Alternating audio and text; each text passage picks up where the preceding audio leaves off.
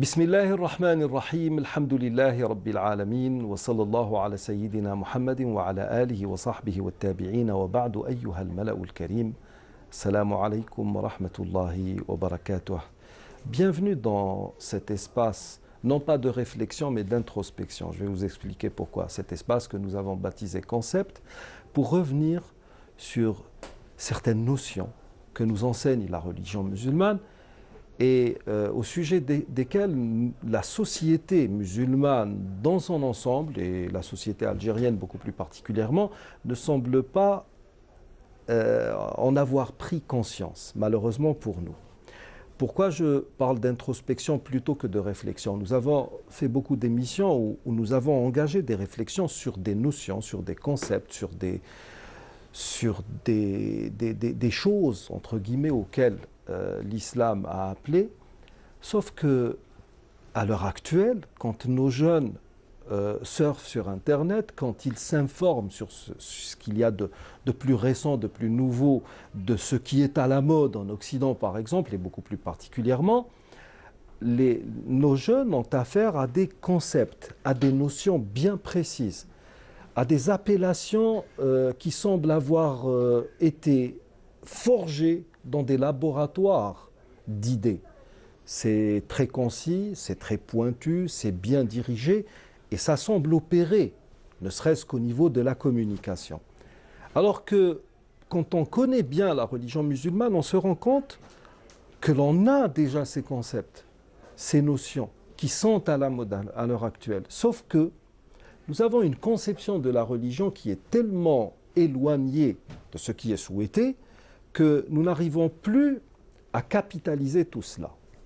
Et quand je parle d'introspection, je voudrais que, non pas aller dans le sens d'une réflexion comme on a l'habitude de le faire, un peu partout dans les médias, mais beaucoup plus une réflexion intérieure, quelque chose qui me remet personnellement en cause. Moi qui suis musulman à l'aube de ce 21e siècle, que représente mon islamité, que représente mon appartenance à l'islam? Suis-je réellement musulman? Suis-je censé rester musulman? Est-ce que je dois gravir les paliers énoncés par le fameux hadith de Jibril, aller vers l'iman, la foi, aller ensuite vers l'ihsan, le bel agir?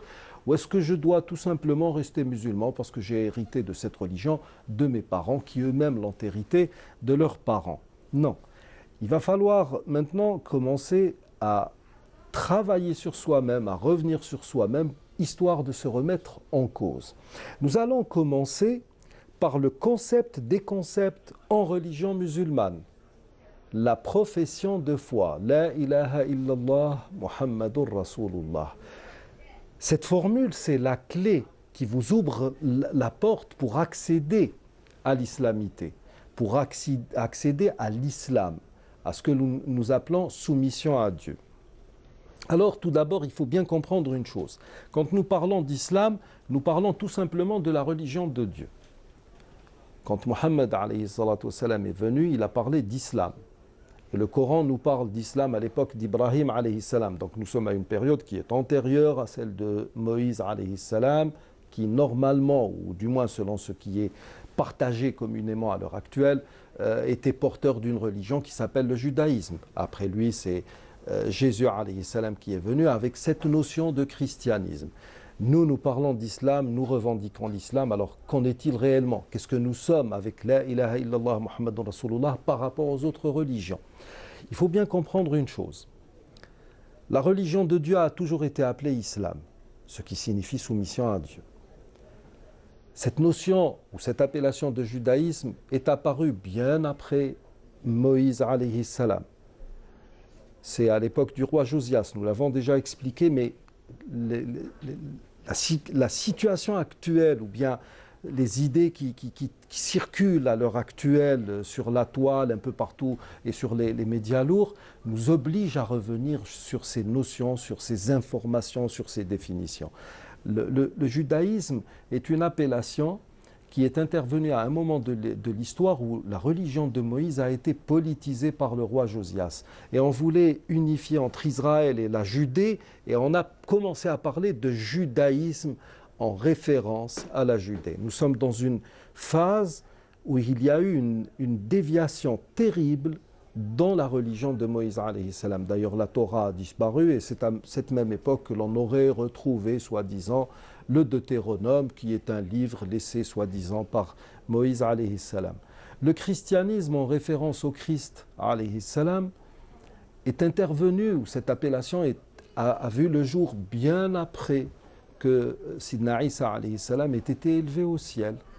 Et là aussi, on a l'impression qu'il y a une sorte de tendance à vouloir se réapproprier quelque chose.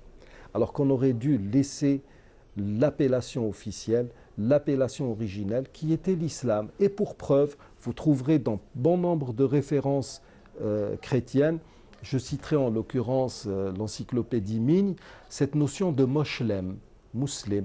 Moshlem en hébreu ou en araméen, c'était dans certains livres l'appellation que donnaient les pharisiens, qui étaient les ennemis du Christ, aux premiers adeptes de Jésus alayhi salam. Vient ensuite l'islam, avec cette appellation qui reprend le concept même de religion de Dieu, de soumission à Dieu, avec la notion de la ilaha illallah Muhammadur Rasulullah.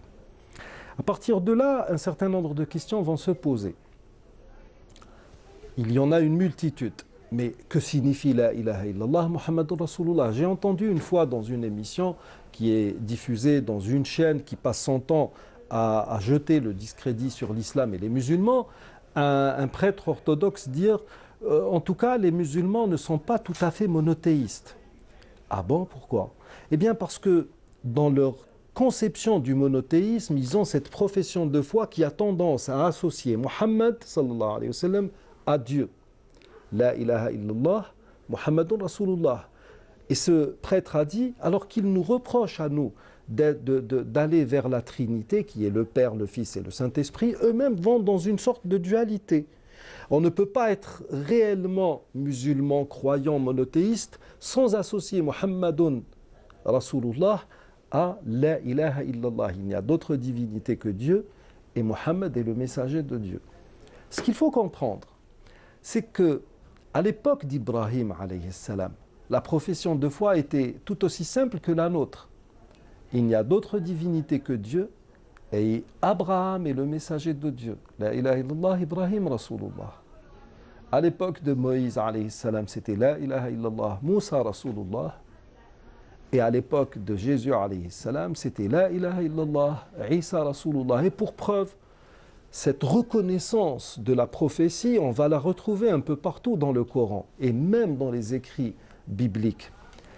Quand Isa alayhi salam est venu, il a bien précisé qu'il était porteur d'un enseignement qui s'appelait l'Évangile et qu'il était confirmateur ou qu'il venait confirmer la loi de Jésus, la loi de Moïse alayhi salam, pardon, en tant que loi de Dieu. Et il a bien dit aux Hébreux de l'époque, il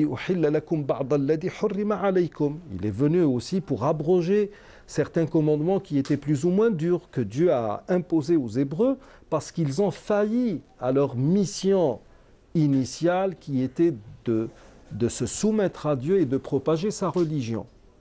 Donc, quand nous arrivons à Muhammad sallallahu alayhi wa sallam et que nous disions La ilaha illallah Muhammadur Rasulullah, nous sommes dans la même logique qui a prévalu pour les autres religions qui nous ont précédés, ou pour les autres formes de messages qui nous ont précédés, parce que la religion est la même. Donc, il n'y a point de dualité là-dedans.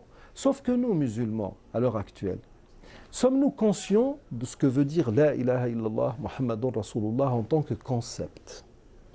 Sachez qu'à l'heure actuelle, nous vivons dans un monde où il y a des forces occultes qui sont en train d'opérer. Ces forces occultes œuvrent pour leurs intérêts. Nous sommes dans un monde où la violence devient carrément quelque chose qui se cultive. Et dans le domaine de la violence, puisque nous parlons de violence des religions, de radicalisme, de déradicalisation, de lutte contre le terrorisme, etc., et à chaque fois, on focalise, on stigmatise uniquement l'islam et les musulmans et on fait abstraction de tout un passif qui fait quand même 14 siècles.